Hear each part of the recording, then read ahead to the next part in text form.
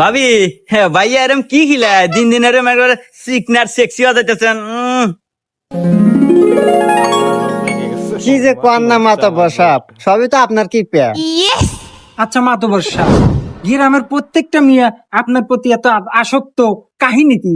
আরে পাগলা, এগুলা তো গোপন বিষয়, এগুলা তো কাউ বলা লাগে না। তারপরে তুই যখন শুনতে চাইলি আমার কাছের লোক, তো বলাই যায়। শোন, তুই সকালে ঘুম থেকে উঠেই তুই যে মিয়ার এদের মুখের উপর দিয়ে এরম কোমল স্পর্শ দিবি, দেখবি যে সেই মেয়েই তোর বস। তুই যা কবি তাই শুনবো।